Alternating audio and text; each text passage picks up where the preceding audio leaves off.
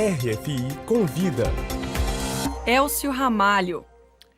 A Rádio França Internacional convida hoje para a entrevista no RFI Convida a deputada estadual do Rio de Janeiro, deputada pelo PSOL, Renata Souza. Muito obrigado, Renata, pela sua participação aqui no nosso programa. Bom, eu que agradeço o convite e a possibilidade de estar conversando com cada um de vocês aqui na França. Renata, você está em viagem por vários países aqui da Europa, Espanha, França e a Suíça. Eu gostaria de começar, então, pela sua ida a Genebra, na sede das Nações Unidas. Eu lembro que você é presidente da Comissão de Direitos Humanos e da Cidadania da ALERJ, da Assembleia do Rio de Janeiro, e encaminhou, juntamente com a deputada federal Talíria Petroni, uma denúncia para a ONU e também para a OEA, a Organização dos Estados Americanos, contra o governador do Rio de Janeiro em relação à sua política de segurança pública. E você foi à sede da ONU em Genebra e lá foi recebida pela relatora de execuções.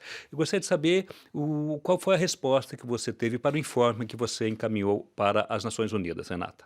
Bom, a ida a Genebra, sem dúvida nenhuma, é um momento importante para que a gente possa não só dar visibilidade ao que ocorre relacionado à política pública de segurança no Brasil e, em especial, no Rio de Janeiro, mas foi importante conversar com a relatora Agnes Calamardi sobre esse processo de militarização da segurança pública no Brasil, em especial com relação ao aumento da letalidade policial nas ações onde temos a favela e a periferia como principal lugar onde essas ações mais letais são tomadas como prática. Então, esse assunto eu levo para a ONU e para a OEA para que pudessem pressionar o Brasil a dar uma resposta e apresentar concretamente quais são as políticas públicas, né, que o Brasil tem para a diminuição do número de homicídios e não aumento, né?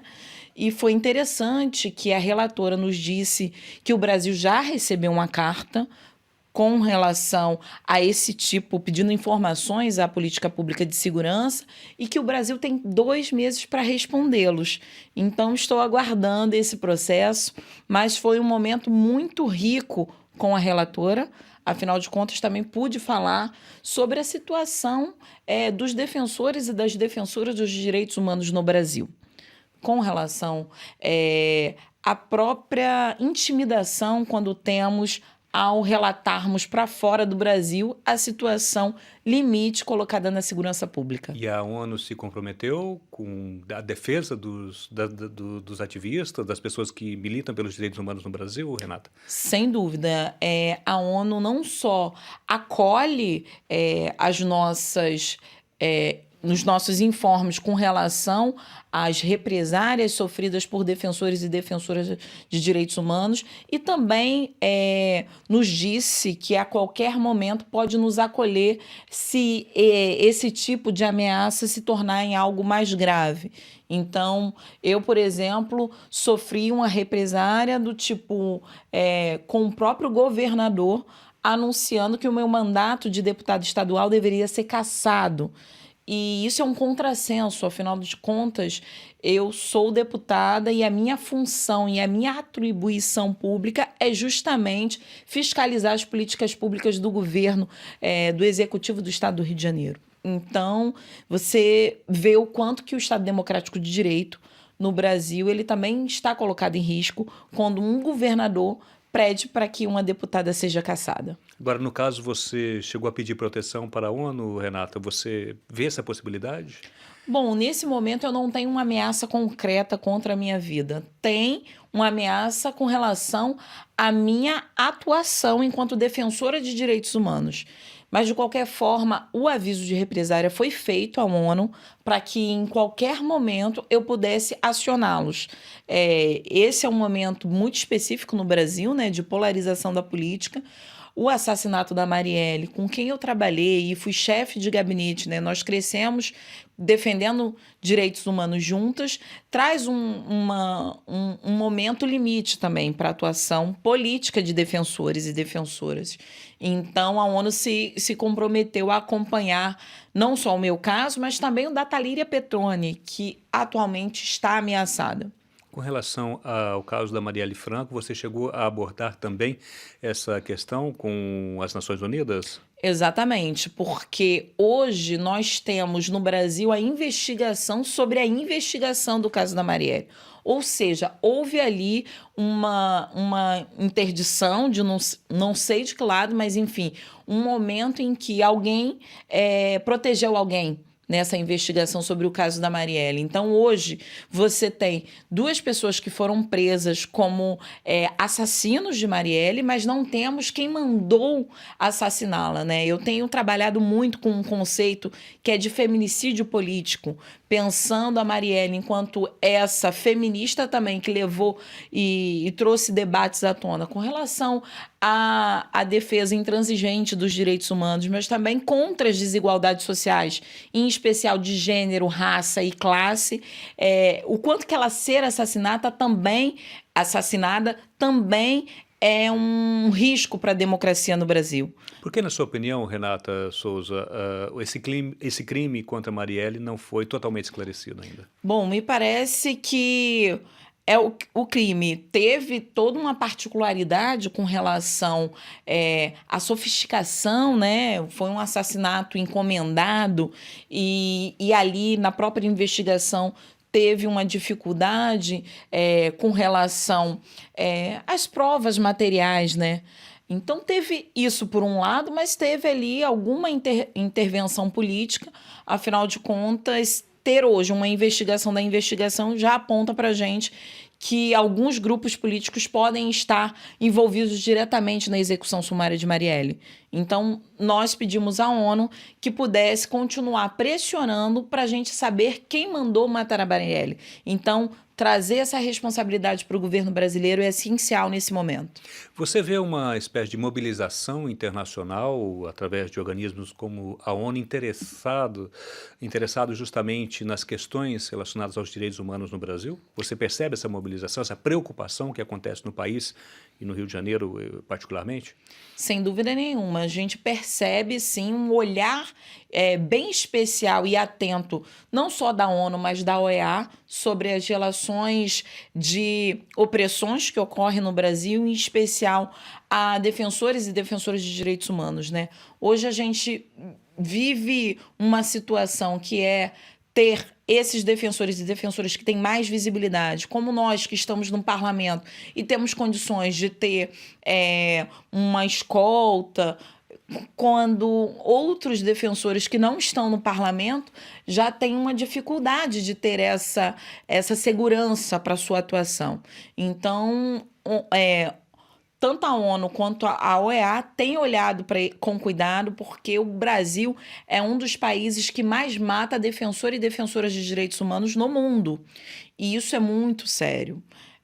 Há uma preocupação e nós, não só no parlamento, onde defendemos os direitos humanos, mas também movimentos sociais, entidades, organizações não governamentais estão pautando muito a ONU e a OEA nesse sentido também. Então, existe ali uma movimentação muito grande de instituições brasileiras junto aos órgãos internacionais que têm dado, sim, uma atenção especial para o Brasil. Renata, como eu comentei, você também está aqui para atividades acadêmicas, lembrando que você é doutora, né, em comunicação e vai apresentar, no caso aqui de Paris, na Escola de Altos Estudos em Ciências Sociais, o seu trabalho que foi realizado em 2015 sobre a ocupação militar no Complexo da Maré. Como é que é para você apresentar esse trabalho dessa ocupação que aconteceu há 4 anos com o olhar de hoje, né? Existe uma percepção diferente, ou uma enriquecida com esses 4 anos também das intervenções que houveram? Sem dúvida nenhuma. Eu fiz o doutorado na Universidade Federal do Rio de Janeiro, a UFRJ, e lá pude acolher não só um discurso que aumenta e legitima e justifica o processo de militarização da segurança pública, como pude observar mais de próximo, porque morando na Maré, eu pude ver o quanto que a relação da militarização está impactando a vida dessas pessoas que vivem na favela e na periferia do Rio de Janeiro. Então, o meu trabalho teórico, intelectual, também tem a ver com a minha, não só militância de direitos humanos, mas também uma reflexão teórica com base na realidade, na experiência concreta, com relação à segurança pública do Rio de Janeiro. Então, meu trabalho acadêmico tem a ver também com o que eu faço na política. Então, foi muito interessante agora, nesse outro momento da minha vida, em aplicar tudo aquilo que eu já percebi enquanto intelectual, enquanto uma teórica da segurança pública com uma perspectiva de direitos humanos. Então, hoje, sem dúvida nenhuma, nesse lugar de parlamentar, eu vejo que é essencial que políticas públicas sejam baseadas na dignidade humana. E, infelizmente, hoje a segurança pública do Brasil, em especial do Rio de Janeiro, não tem como base a dignidade humana, e isso é um problema. Hoje, pensar num programa, numa política pública para redução do índice de homicídios e feminicídios, que tem aumentado também no Brasil, né? Para que você possa ter uma ideia, a cada 10 pessoas assassinadas no Brasil hoje, 7 são negras, jovens, moradores de favela e periferia. Ou seja, tem um recorte concreto aí. E quando a gente olha para o feminicídio, nos últimos 10 anos cresceu em 15% o assassinato de mulheres negras, também pobres, enquanto decresceu em 8% o número de mulheres brancas assassinadas. Ou seja, nós temos um recorte racial e de classe com relação a essas mortes, esses homicídios e feminicídios no Brasil, e nós precisamos atuar na política pública para evitar que isso ocorra. Então, hoje eu tenho um olhar um pouco mais girado para a garantia de direitos a partir, né, da preservação da vida. Ok. Renata Souza, deputada estadual do Rio de Janeiro pelo PSOL, muito obrigado pela entrevista. O RF Convida. Eu que agradeço. Boa tarde para todos e para todas.